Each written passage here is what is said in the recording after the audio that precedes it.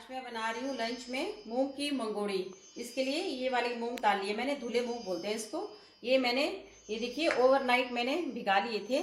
अब मैं इसको जो है पीसूंगी इसमें मिक्सी में, लेकिन इसको बहुत ज़्यादा पानी नहीं डालना है, थोड़ा कम पानी डाल के मैं इसको अभी पीस लेती हूँ। सबसे पहले मैं इसको मिक्सी में पीस लेती हूँ। बनाने के लिए मैंने देखिए मसाला तैयार कर लिया है। ये मैं है कटा हुआ 2 प्याज है, ये 4 टमाटर है, ये हरी मिर्च है कटी हुई, और ये है लहसुन। अब इन सबको मैं ग्राइंड कर लूंगी। उसके बाद में दाल को जो है उसकी छोटी छोटी पकौड़ियाँ बना के उसके फ्राई कर लूंगी। मैंने दाल पीस ली है अच्छे से मिक्सी में, और ये मसाले को भी मैंने पीस के रख लिया है। अब मुझे इस दाल को अच्छे से फेंट के जो है इसके अंदर थोड़ी सी हवा डालनी है। इससे मंगोड़ी बहुत ही अच्छी फूल के आती है। ये ध्यान रखना है कि आपको एक ही साइड इसको फेंटना है।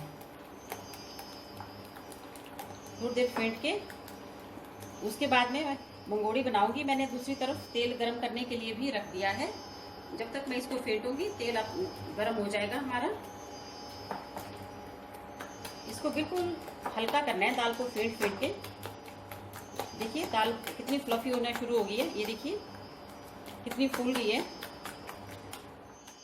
हमारी दाल, अच्छे से फूल गई है। अब मैं इसमें थोड़ा सा नमक डालूंगी। नमक ज़्यादा नहीं डालना है, नहीं तो मंगोड़ी फट सकती है। बस इतना सा देखिए, थोड़ा हल्का सा नमक और हल्की सी हल्दी। नमक डालने के बाद इसको फेंटना नहीं है, नहीं तो मंगोड़ी फट जाती है। इसको हल्का से हाथ से मिक्स करना है। और दूसरी तरफ हमारा तेल गर्म हो गया है। देखिए मैंने उसमें थोड़ी सी दाल डाल के चेक कर लिया है, तेल हमारा बिल्कुल गर्म है। अब मैं मंगोड़ी बनाने जा रही हूँ। ये मैंने 1.5 कटोरी जो है वो दाल ली थी, और उसके कम से कम 4 लोगों के लिए सब्जी बन जाएगी इसकी। अब ये देखिए ऐसे थोड़ा थोड़ा लेके, चाहे तो इसको चम्मच में लेकर भी डाल सकते हैं, जैसा आपकी सुविधा हो। ऐसी छोटी छोटी मंगोड़ियाँ हम इसको बना लेंगे, जैसे हम कोफ्ता बनाते हैं घिया का, उसी तरह से इसको भी तलना है।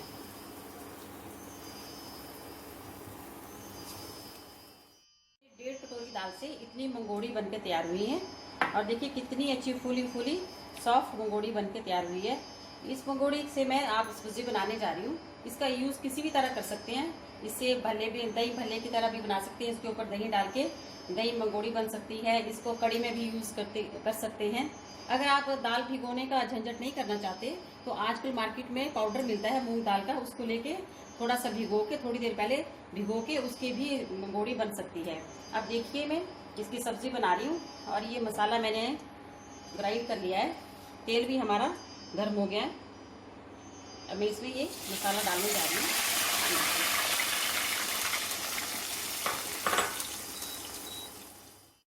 देखिए हमारा मसाला काफ़ी भून चुका है। अब इस स्टेज पे मैं इसमें सारे मसाला पाउडर डालूंगी। सबसे पहले मैं इसमें थोड़ा सा ये है मेथी पाउडर, 2 चम्मच धनिया पाउडर, हल्दी। इनको अच्छे से मिक्स करके मुझे मसाले में भूनना है। हमारा मसाला भून चुका है। अब मैं इसमें टेस्ट के लिए 2 चम्मच दही डालूंगी, जो मैंने अच्छे से फेंट लिया है। ज़्यादा नहीं डालना है, सिर्फ टेस्ट के लिए डाल रही हूँ मैं। इसमें थोड़ा सा पानी डाल दूँगी, नहीं तो दही फट सकता है। अब इसके बीच में दही डालें।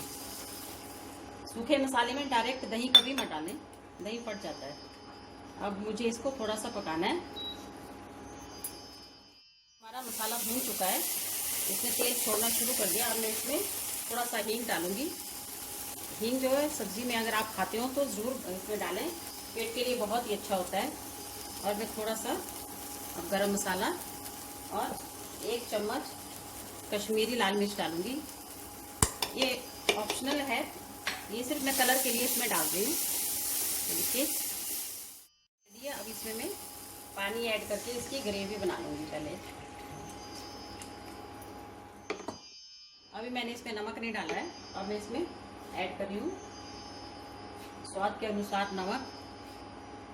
और ग्रेवी को गाढ़ा करने के लिए मैं इसमें थोड़ा सा जो है वो रस हमारे आते हैं ना घर में, उस रस का जो पाउडर रह जाता है नीचे, उस पाउडर को मैं ऐड कर रही हूँ।